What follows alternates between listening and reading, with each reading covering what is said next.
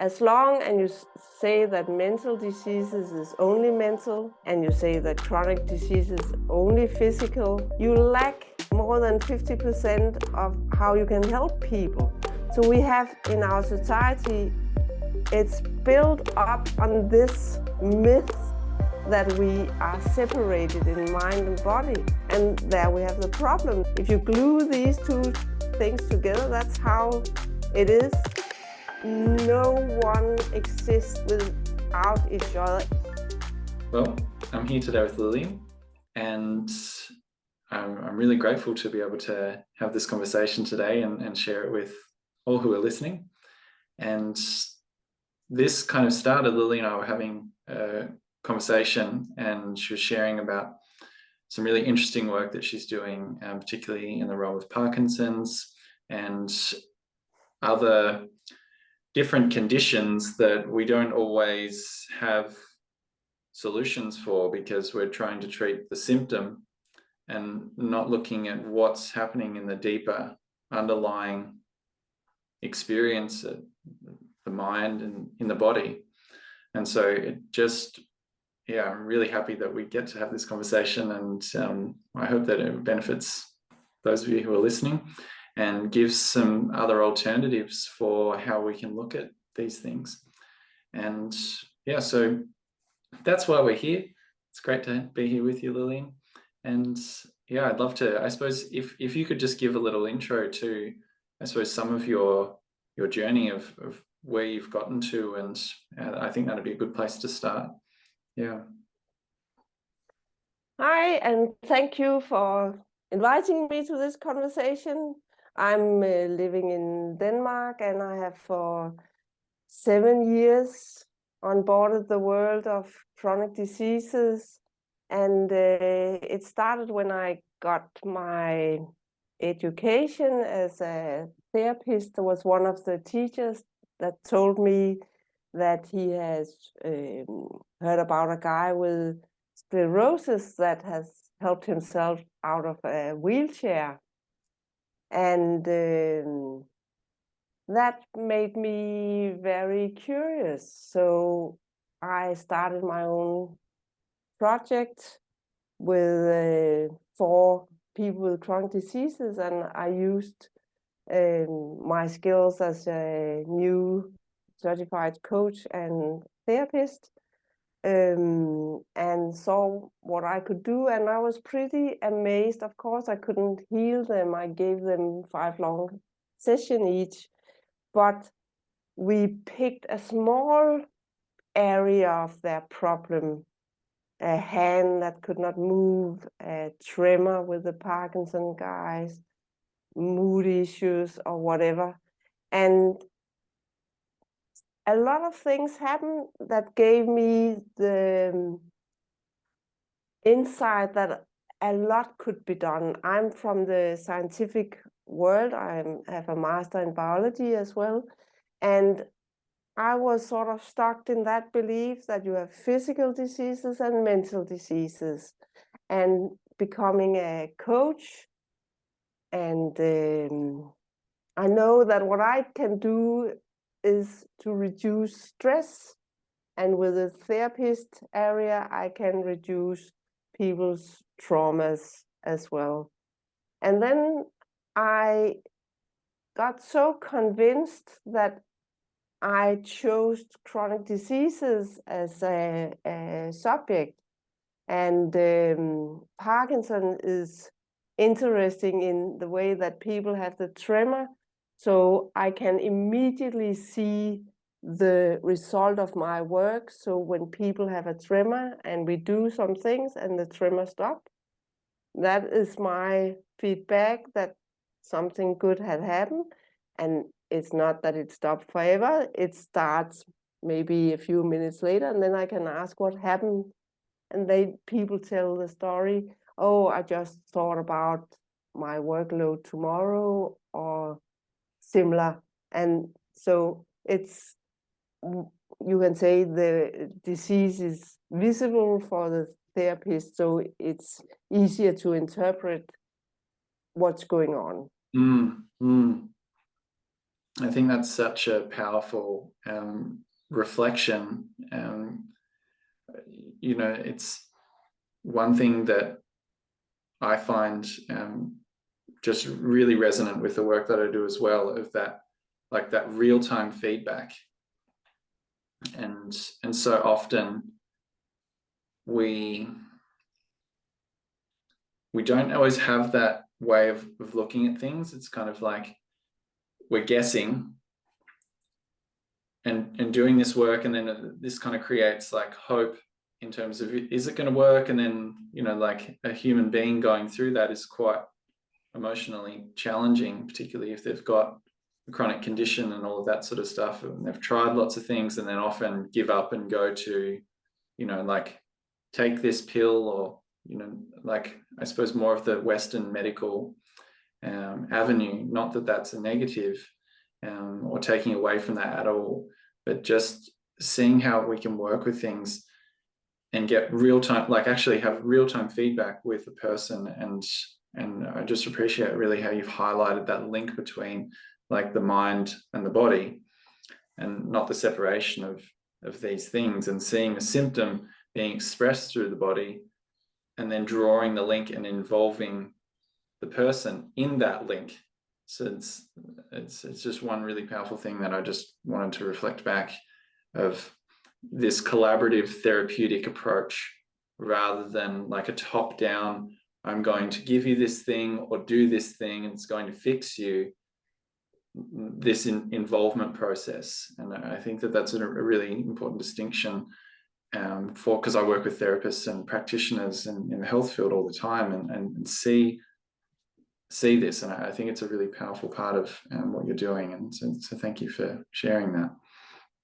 And yeah, was there more that you want to add to that? Yeah, I mean, it's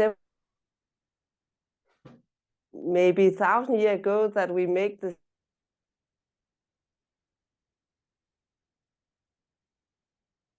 And now we have all these chronic diseases.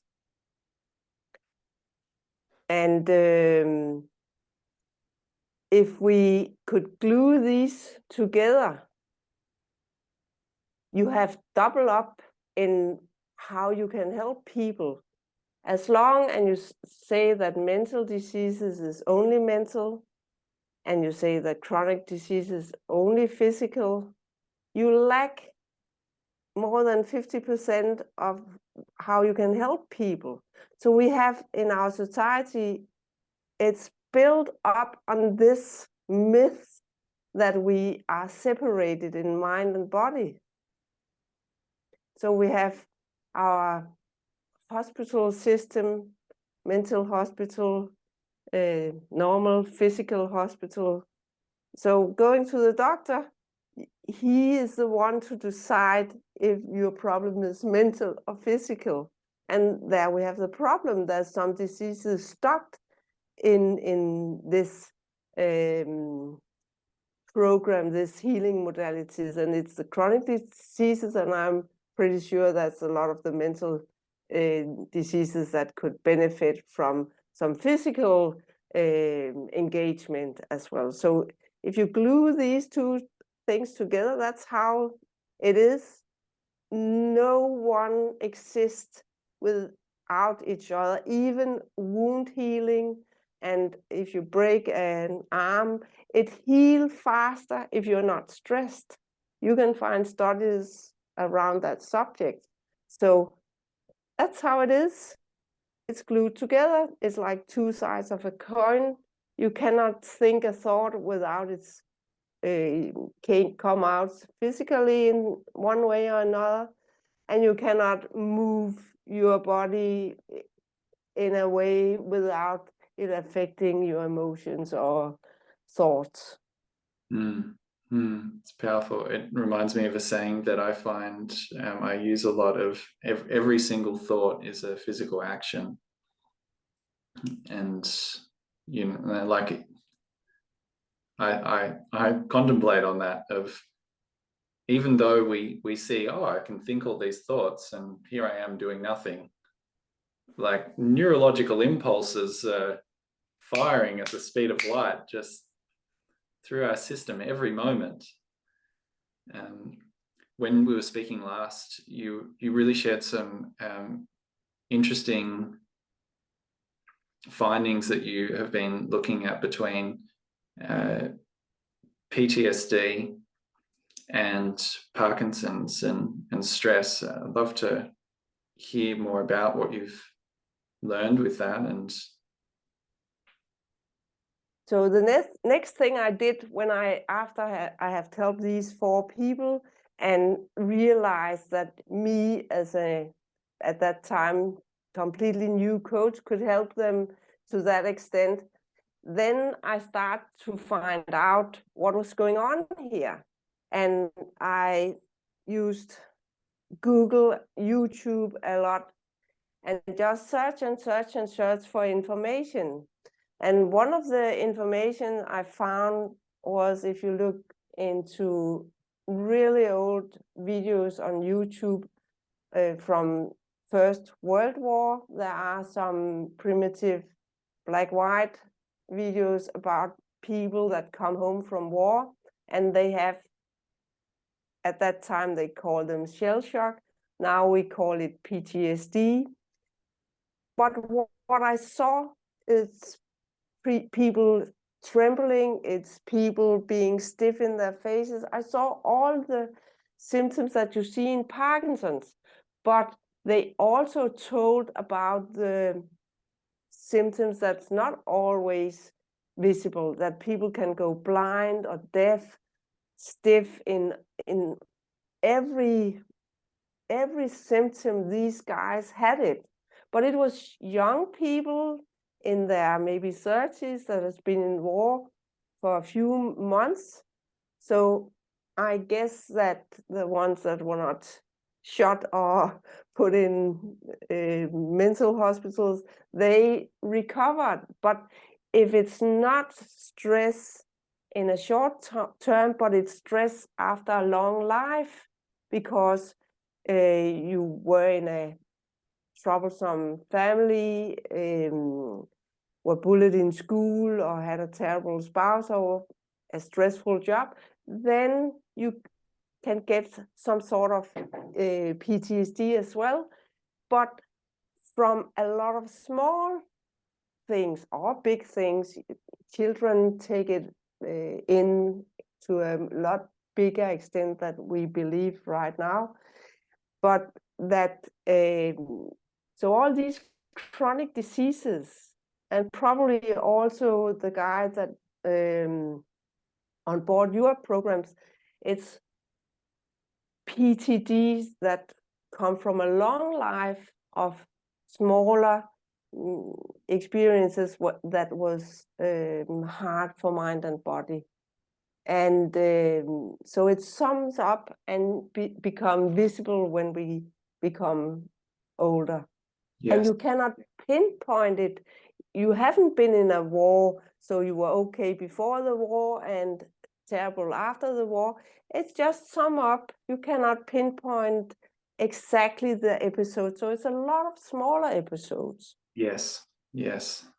Yeah, it's you know, I sometimes put these things in the category of like invisible conditions or invisible illnesses where, you know, like a modern medical scan can't always pick up things, particularly if the physical symptoms haven't yet manifested, you know, where it can't even be identified. Well, I don't know what's happening, and the person's having a real legitimate experience and they feel what's going on, but no one can say what it is because of this accumulation over time. You know, it's sort of like when I first got a computer a long time ago, it had this feature on it called Defrag, and I used to love it because like it was this colored matrix of like all these boxes, and it would take all the different boxes and line them up in an order, and then when it did, then the information would flow a lot easier. Yeah, and the computer would perform a lot better. And it's sort of how I see the work that we're both doing, and in that things can get fragmented, and it kind of builds up and pulls like the whole system, the nervous system, everything out of alignment. And over time, it kind of reflects that of saying, hey, there's programs that are not serving the balance and harmony of the body, and it reflects that. And it's not just one thing. It kind of like one thing attaches to another thing and attaches to another thing, and it can build up until it reaches an overflow point, and then pain happens, you know, different conditions happen as a result. And to know that we can actually start this process of unraveling, and you don't have to just manage these things. It's an incredible opportunity that I think that we have moving forward in therapeutic treatment. And actually what you say about that we have a lot of small programs that doesn't suit us anymore. So when you were a child, maybe your sister took one of your toys, and when you took it back again, she started to scream, and your parents came and yelled at you or smacked you in the face or something. And then you learned, when I stand up for myself and want what's mine back again, I'm shut down. So you install a program saying that I will not defend myself because it hurt me. And that might work well in that family you were born in. When you get older and have the same program installed, I'm not standing up for myself.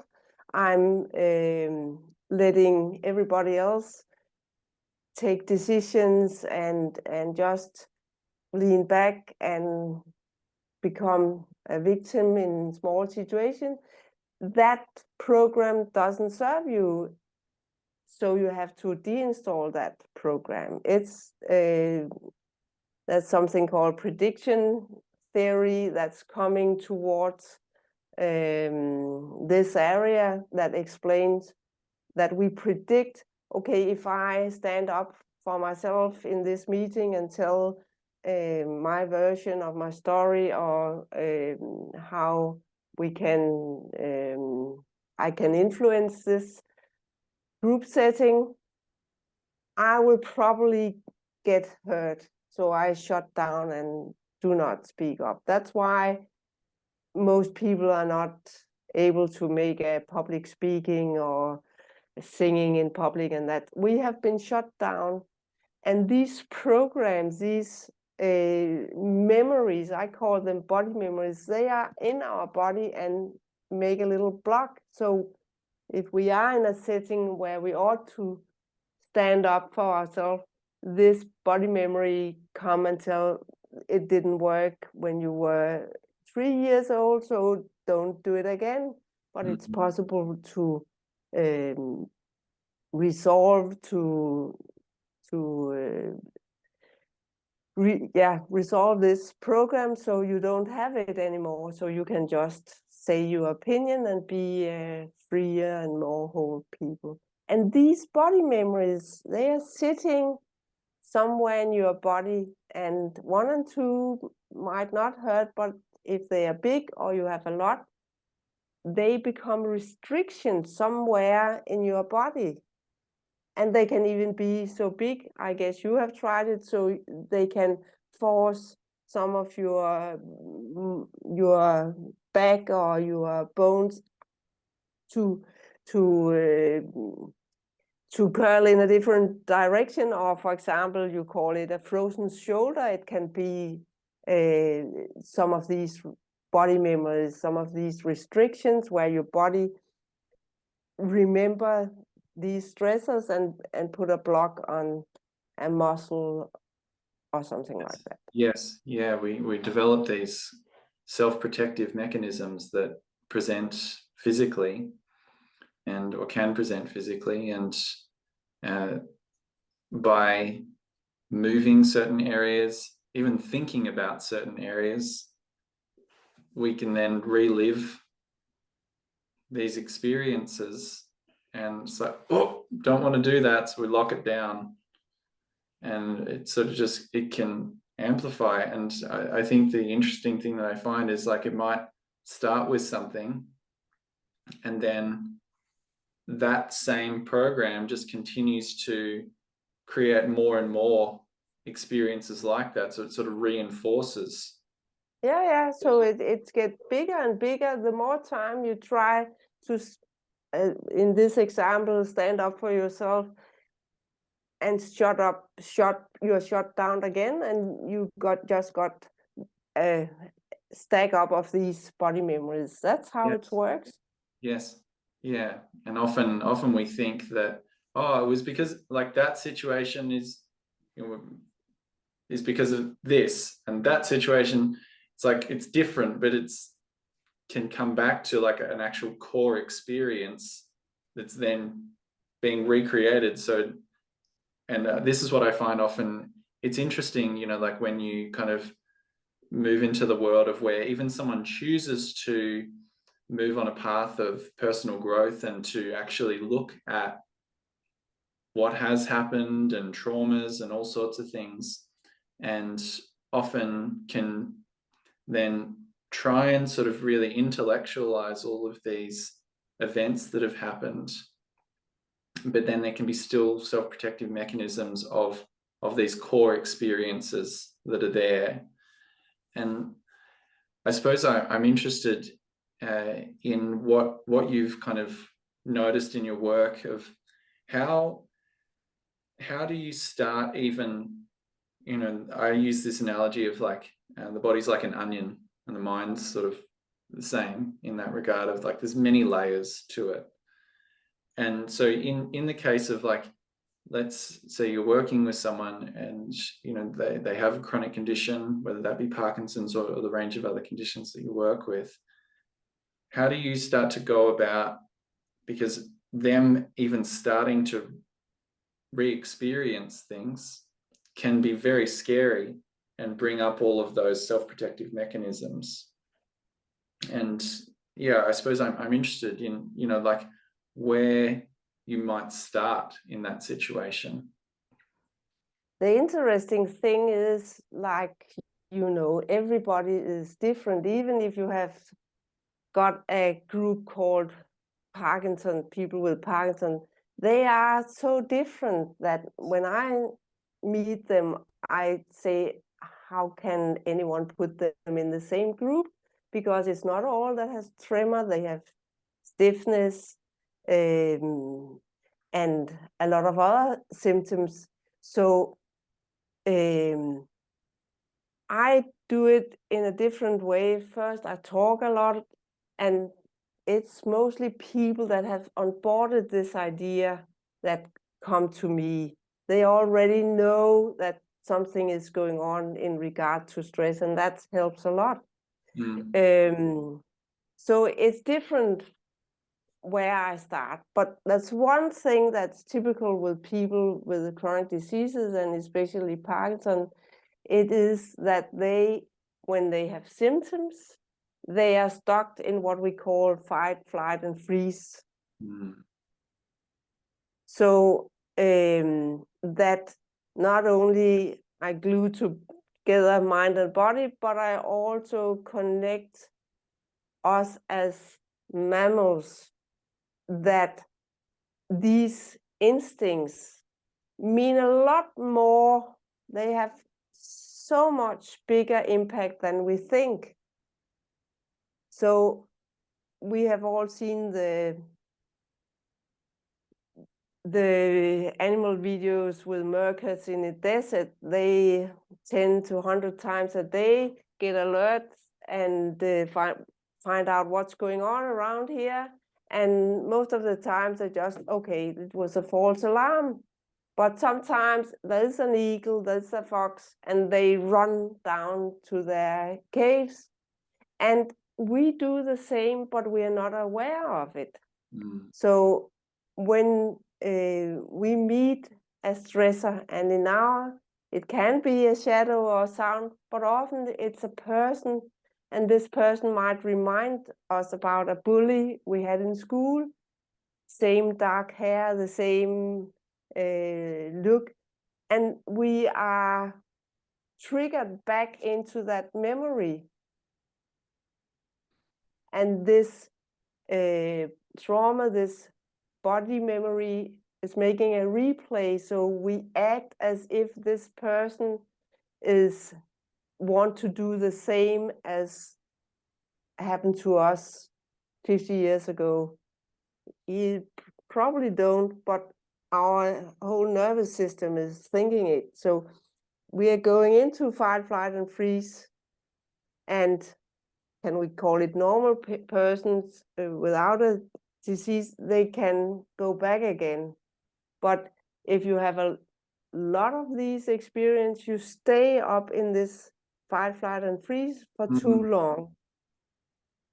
So the biggest problem is that to help them, we need them out of this fight, flight, and freeze.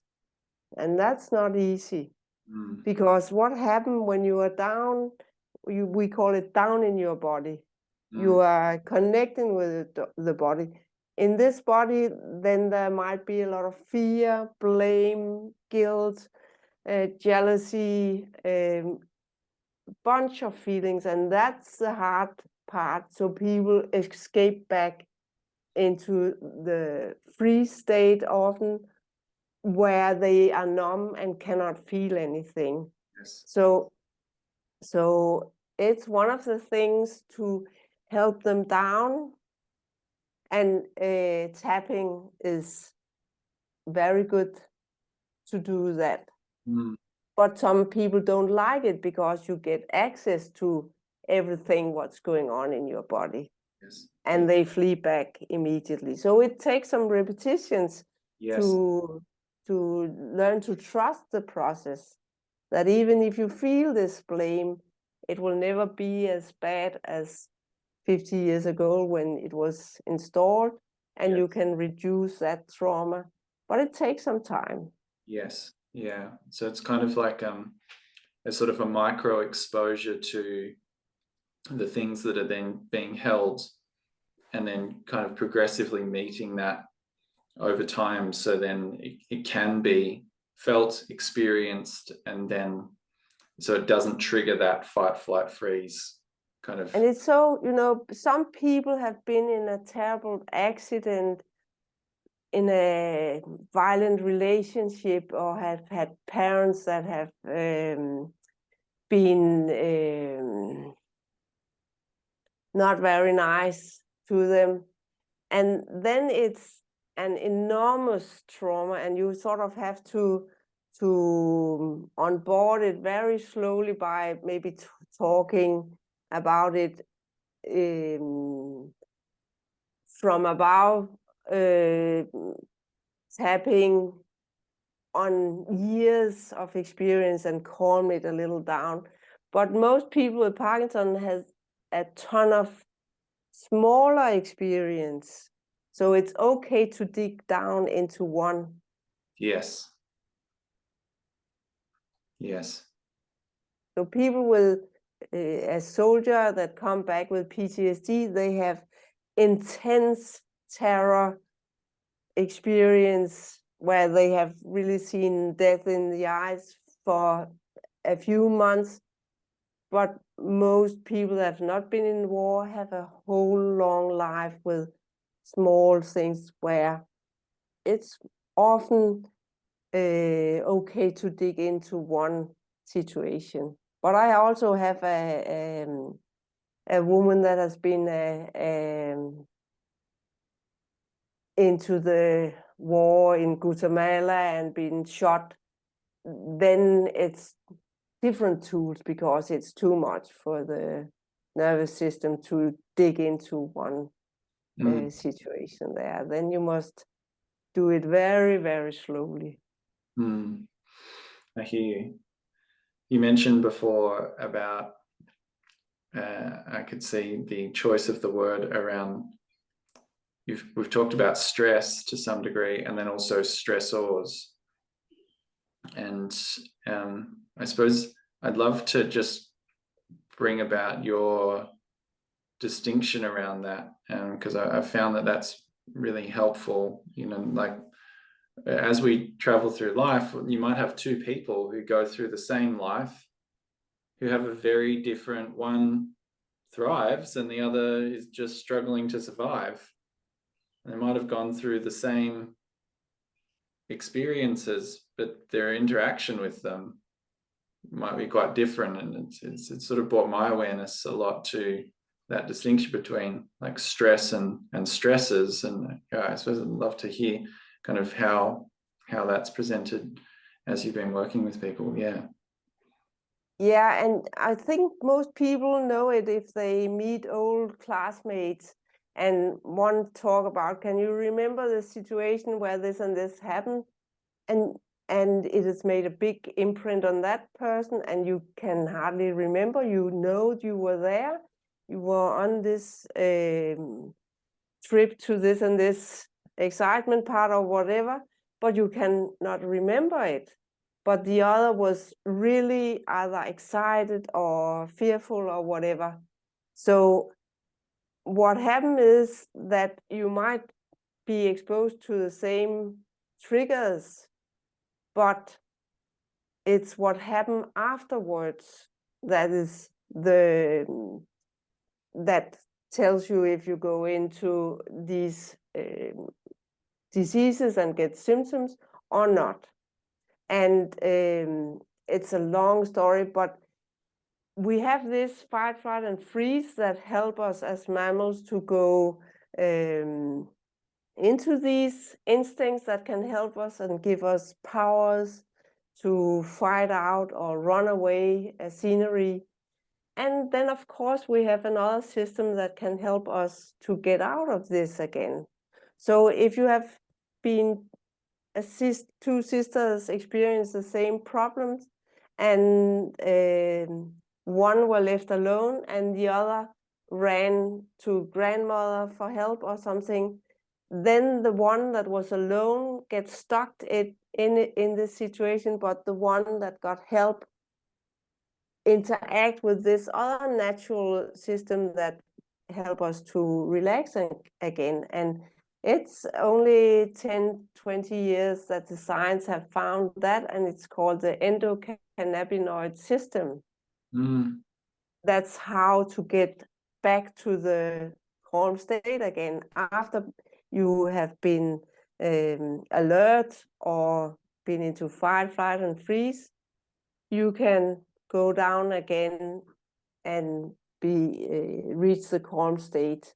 So there's this cycle, fight, flight, and freeze, we know so good, and then the endocannabinoid system that drags you down to the calm state. And it's often depend on, did you get any help? Was there anyone that could reach to you and calm you down? If not, it's stuck as a body memory, and it's a survival skill that next time don't do this and that. Yes. Yeah. So it's you can say it's a learning skill, but there's a lot of these body memories that's not needed when you get older and living in a safe world. Yes. It's it's a really, really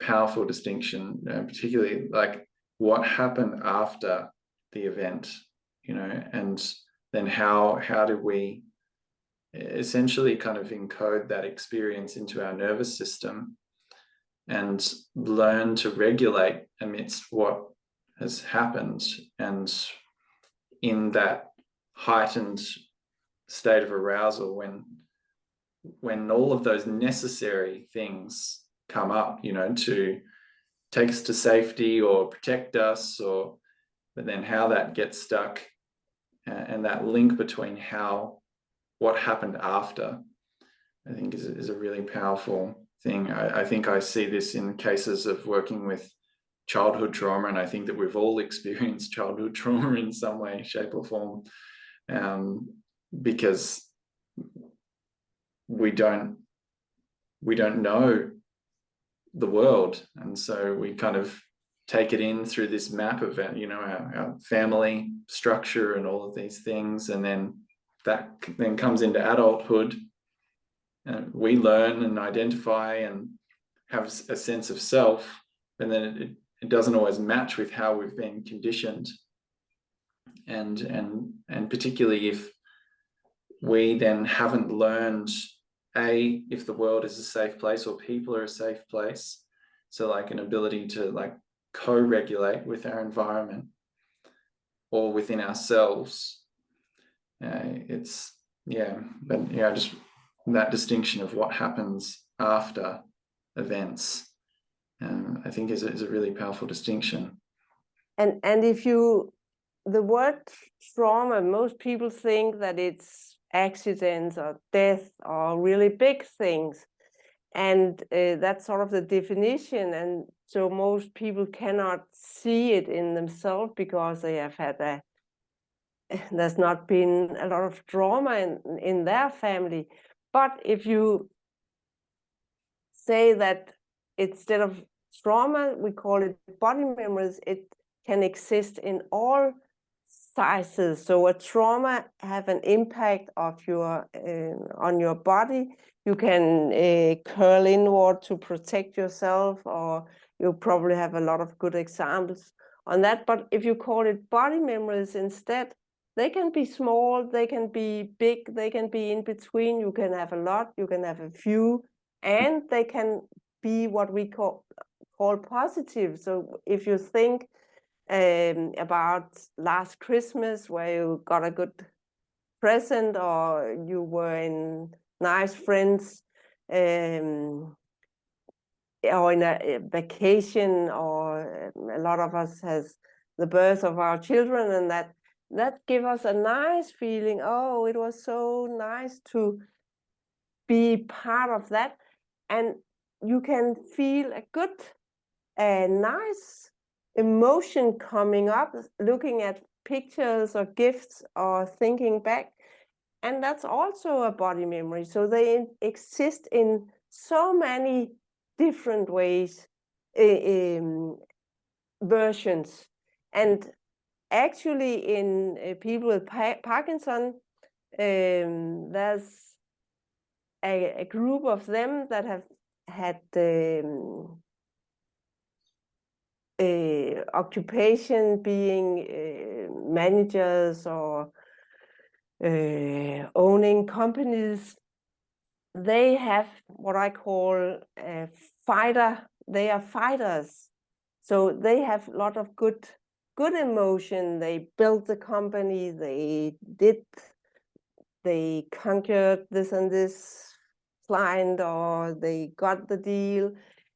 But it's excitement, perfectionism, ambitions, but they can also be body memories, or they are probably body memories that you build on top of some, you can call them success story, but it can also be stressful if you are too ambitious, so you forget to go to bed, if you're too excited.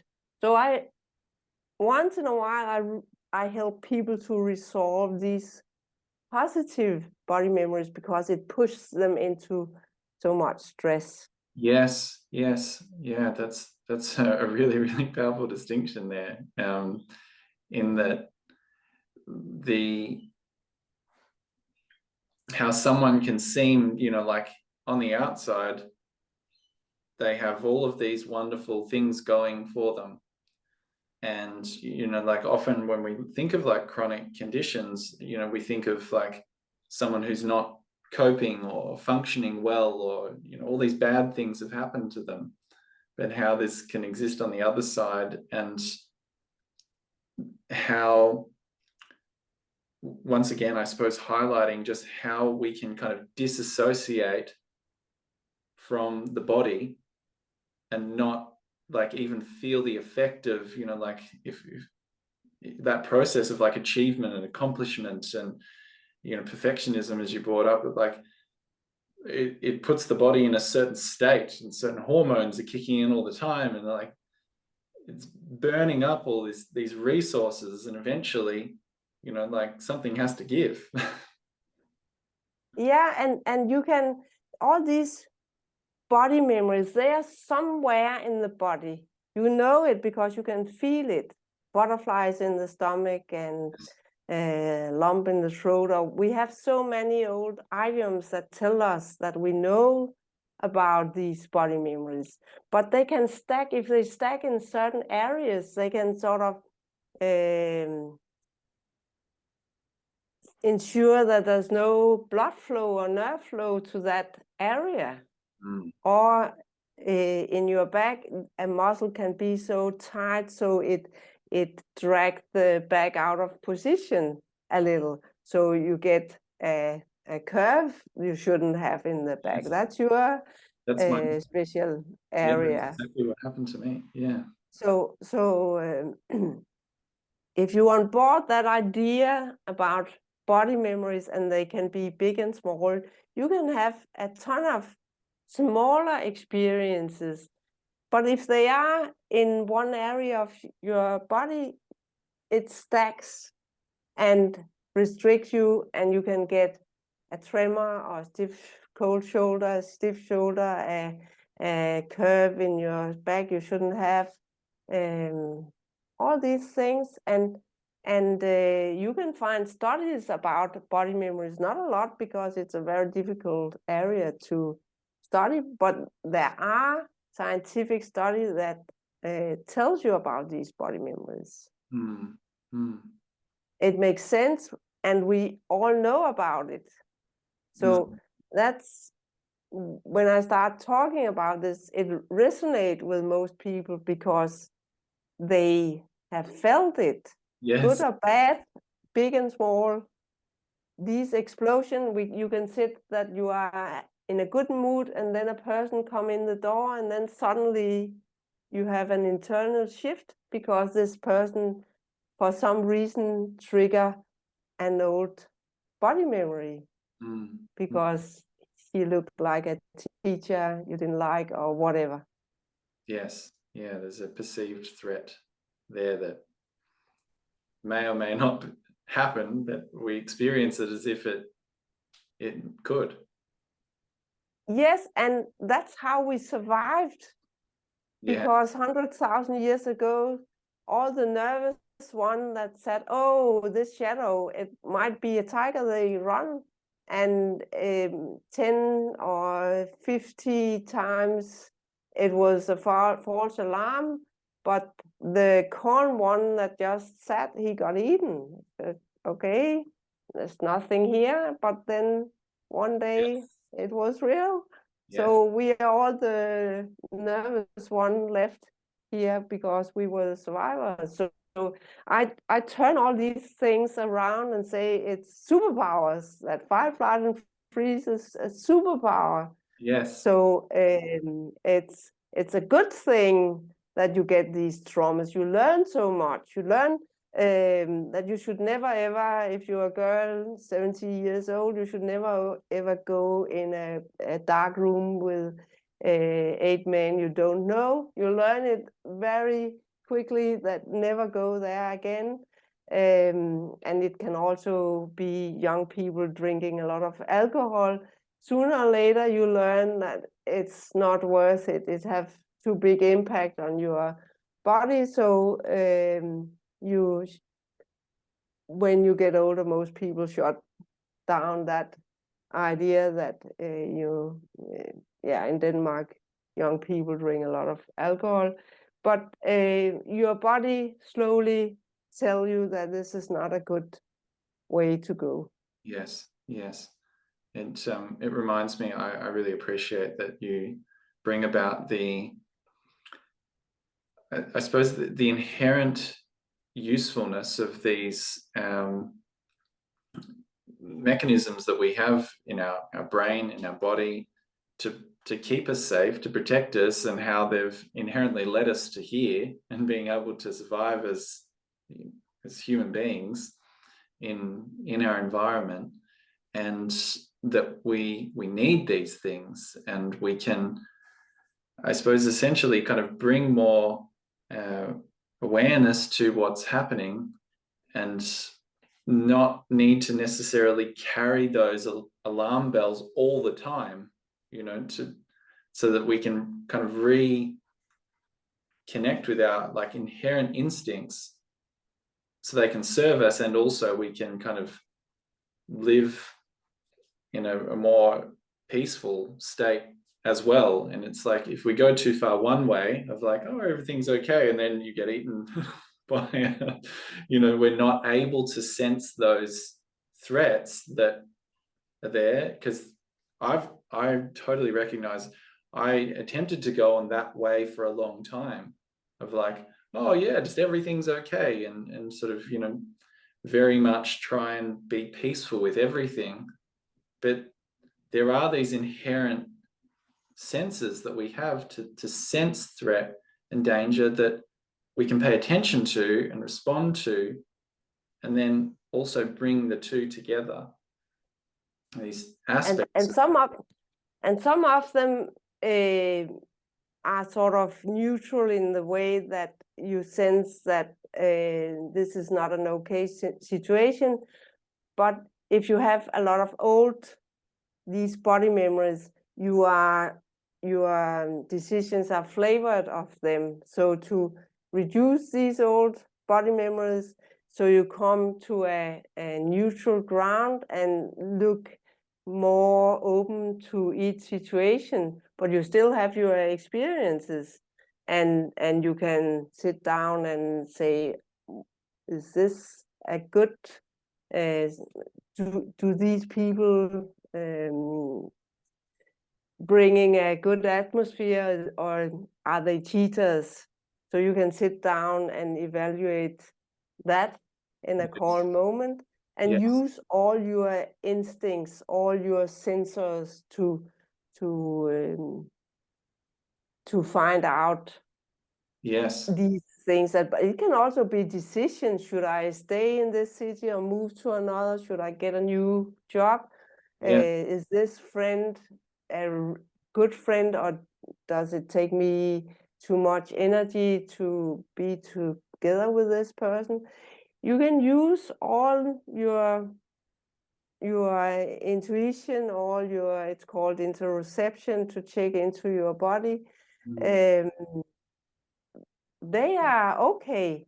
They are, the more you use them, the more you get to know them, the easier life will be. But we have a lot of these body memories we can resolve, and life will be a lot easier. And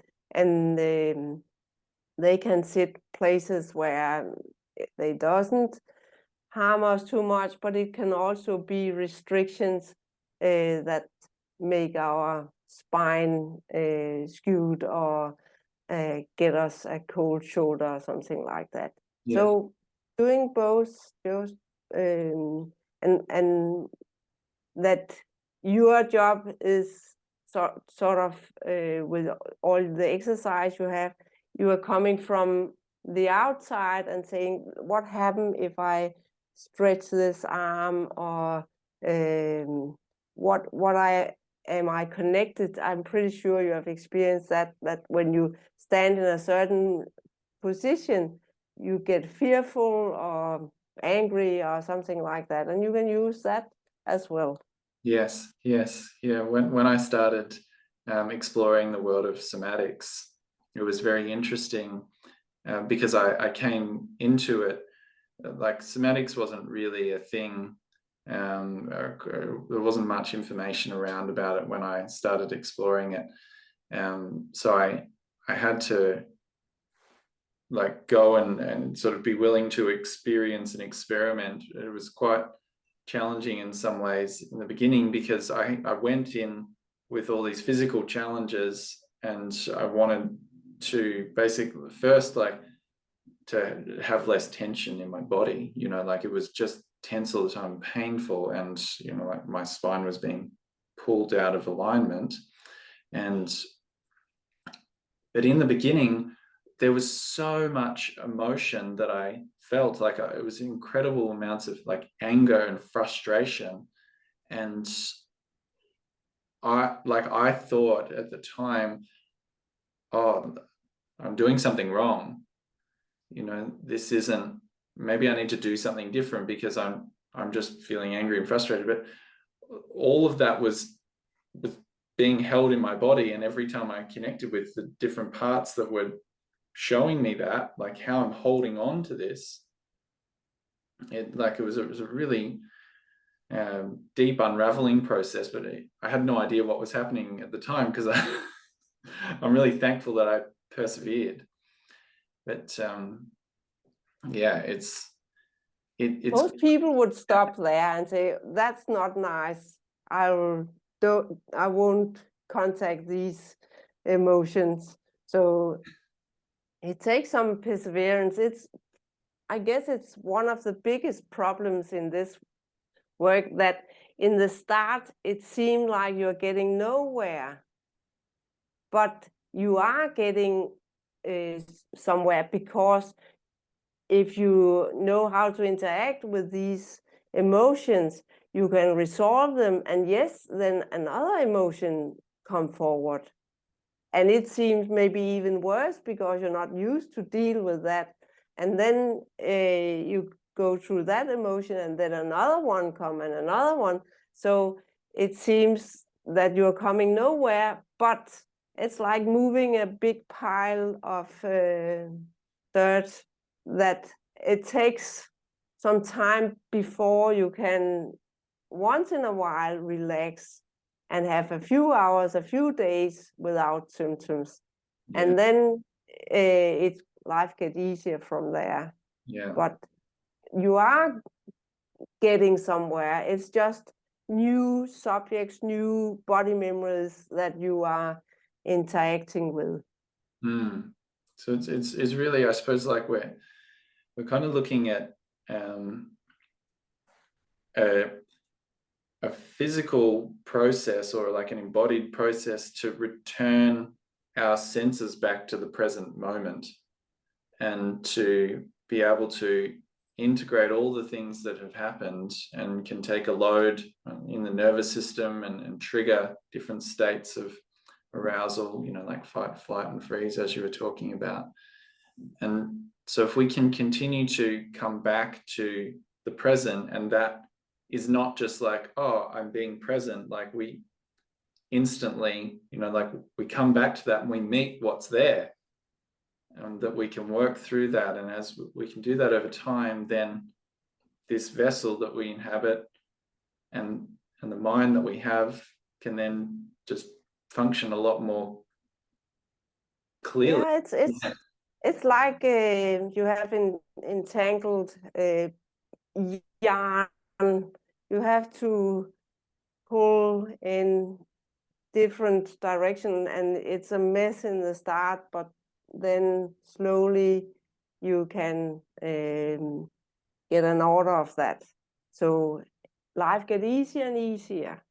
But the guys that have chronic diseases, they probably have a lot of these body memories, and they are often pushed out in fight, flight, and freeze. And as you said, being in the presence, if you are calm, or just being in the present, you can maybe feel what's going on, and it's not always nice, but when you solve one problem after the other, you will get moments in the calm state. And that's the reward. And then you have to continue and get more and more minutes, hours, and days in the calm state. Because that's where it's nice to be a person, and you can start onboarding new challenges. Yes, sort of continuing to, I suppose, stock up and replenish, so that we can have greater capacity to do the things that light us up in life, and face our fears, or lean into things that feel risky, and obviously not putting ourselves unintentionally in harm's way, but like life is a bit of a risk sometimes, and sometimes we can, if there's so much built up in our system, not have all of the tools and resources to go for that job, to to speak to that person, to like pursue your passions, to all of those things that life can be. But probably if you have a fear of going to that job interview or whatever, that fear built on top of an old body memory. The fear of rejection, the fear of feeling foolish, the fear of failure, whatever. Yes. So if you have really digged into all this and resolved, why should you have any fear just having a talk to another person about a job? Because it can be you that disqualified the job as well if it's not a good fit.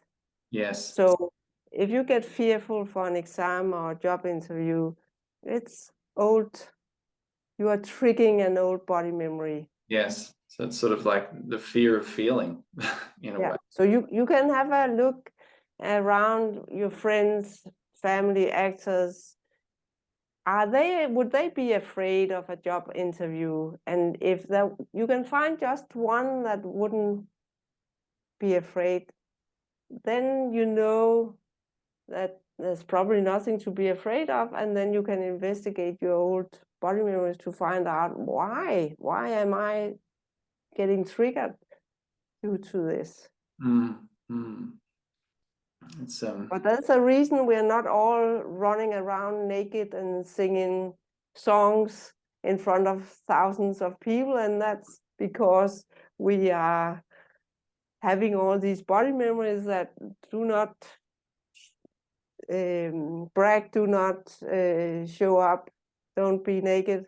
So a lot of rules, a lot of values and beliefs are put on top of us, because I mean we are born just to run around naked and talk to everyone, but a lot of things are put on the way we see the world and how we should be, and should we follow the fashion or not, or is it okay we wear clothes with holes in? There's so many things that influence our way of thinking and doing, and it's the time to shake all this up and say maybe it's good for the earth if it's okay to wear old clothes from 3 years ago or with holes. But right now, a lot of things are triggered just with a bare thought that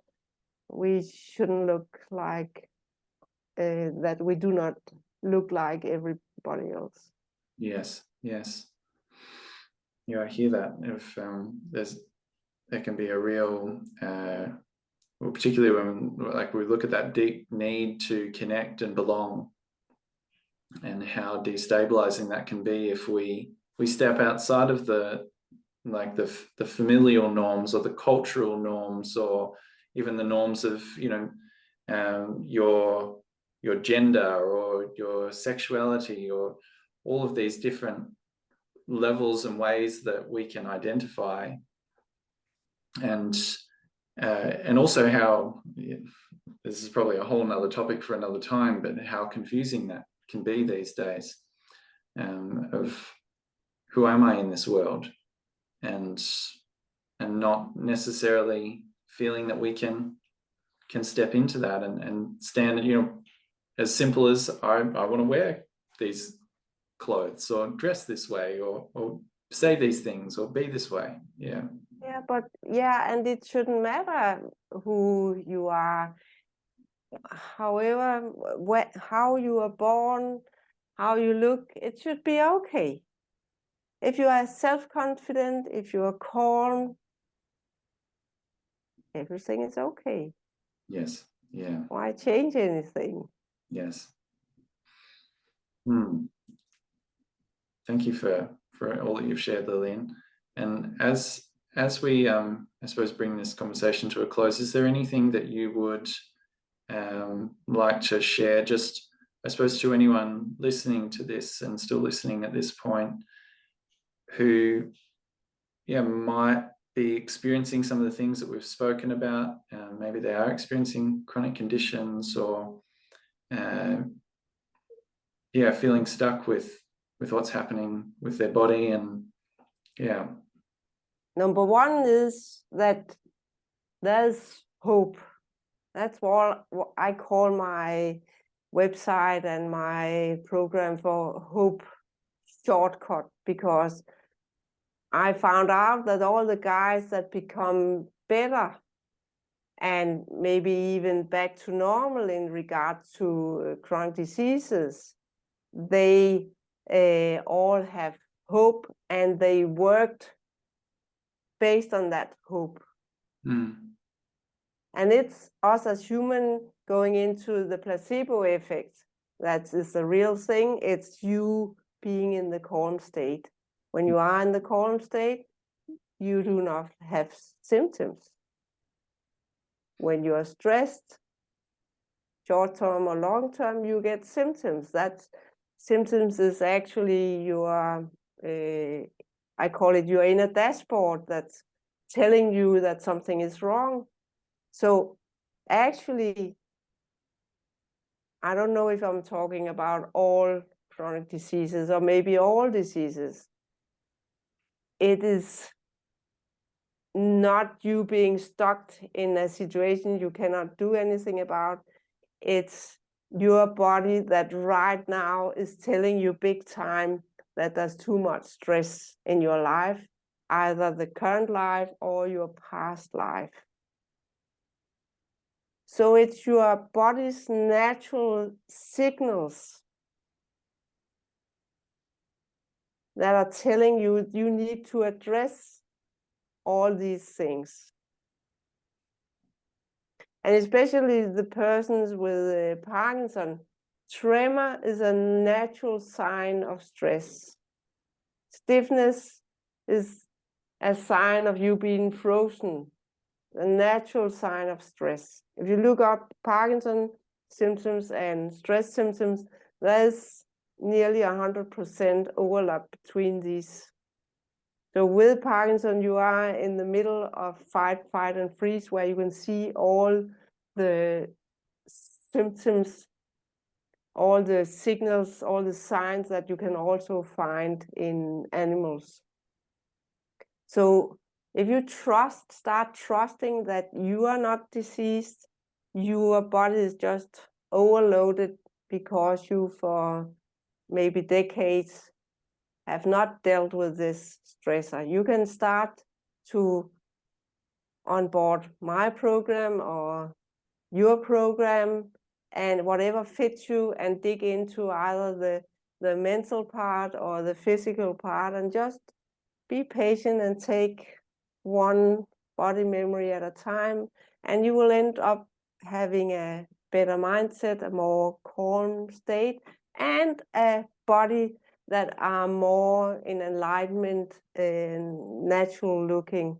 And they are equally good, these two way of reaching the good, the goal of a calm and healthy body. But embodying in both is, of course, giving you maybe some more speed in this process.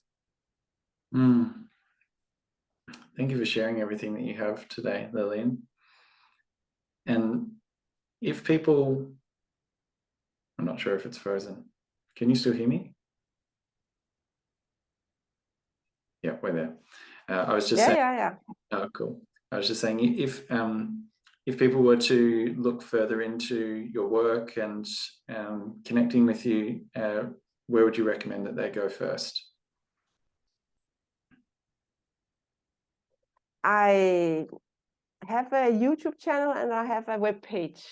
And the web page is www.hopeshortcut.com. Wonderful. So I have a newsletters, I have courses. I'm working together with an influencer called Gary Sharp that has found out the same truth about he has had very severe Parkinson for plus 10 years, but now he's coming back slowly, and I'm helping him the last way out, resolving his body memories, and he's getting better and better. So we met online 5 years ago, where we sort of posted about the same subject. So we have joined forces. We have a Substack where I share all these things, and it's also called Hope Shortcut. And the shortcut is that you onboard my knowledge, so you don't have. It took me 5 years to find out all this. Yes. So you can jump on our shoulders and your shoulders and just take off from there with this new knowledge. Mind and body is not separated. It's working perfectly together. You are not having a chronic disease or condition. You are just being stuck, and it's possible to get unstuck for far the most condition and diseases. But it's new knowledge, but it's coming up. It's a small health revolution, so more and more people are onboarding this.